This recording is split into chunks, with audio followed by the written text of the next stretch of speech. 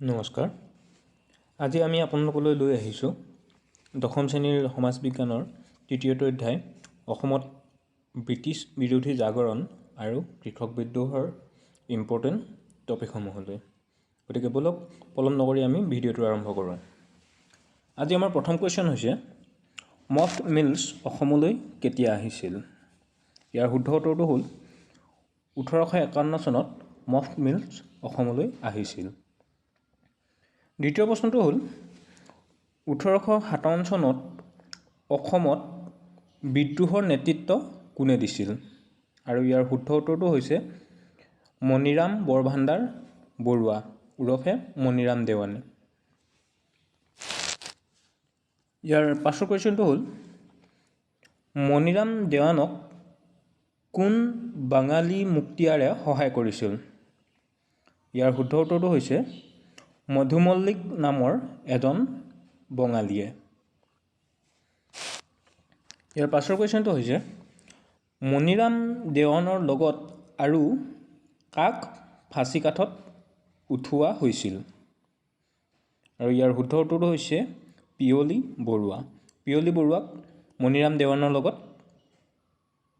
একেলগে ফাঁচী কাঠত উঠোৱা হৈছিল। ইয়াৰ পাছৰ কুৱেশ্যনটো হৈছে ফুলগুৰি ধেৱা কেতিয়া সংঘটিত হৈছিল? ফুলগুৰি ধেৱা বা ফুলগুৰি কৃষক বিদ্ৰোহ কেতিয়া সংঘটিত হৈছিল? আৰু ইয়াৰ শুদ্ধ উত্তৰটো হৈছে 1861 চনত। 1861 চনত নগাঁৱৰ ফুলগুৰিৰ এক ব্যাপক কৃষক বিদ্ৰোহ সংঘটিত হৈছিল। আফু খেতিৰ ওপৰত নিষেধাজ্ঞা আৰু তামোল পাণৰ ওপৰত লগোৱা কৰ বাতিল কৰিবৰ বাবে উপায়ুক্ত হাৰ্বাৰ্ট স্কন্সৰ হাতত এখন আবেদন দিছিল আৰু প্ৰায় 3000 কৃষক একজোট হৈ বিদ্ৰোহ সূচনা কৰিছিল। আৰু এয়াই হৈছে বিখ্যাত ফুলগুৰি ধেৱা। ইয়াৰ পাছৰ কুৱেশ্যনটো হৈছে ৰঙিয়াৰ কৃষক বিদ্ৰোহ কেতিয়া সংঘটিত হৈছিল?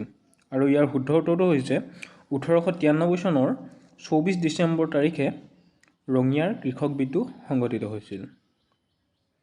নেক্সট পাছৰ কুৱেশ্যন লচিমাৰ বিদ্ৰোহ কেতিয়া সংঘটিত হৈছিল? ইয়াৰ শুদ্ধ উত্তৰটো হৈছে 1894 চনৰ 21 জানুৱাৰীত লচিমাৰ বিদ্ৰোহ সংঘটিত হৈছিল সৰুক্ষেত্ৰী মৌজাৰ লচিমাত। ইয়াৰ পাছৰ কুৱেশ্যনটো হৈছে পথৰুঘাটৰ কৃষক বিদ্ৰোহ কেতিয়া সংঘটিত হৈছিল? আৰু ইয়াৰ শুদ্ধ উত্তৰটো হৈছে 1894 চনৰ 28 জানুৱাৰী তাৰিখে দৰং জিলাৰ পথৰুঘাটত হোৱা কৃষক বিদ্ৰোহ সংঘটিত হৈছিল।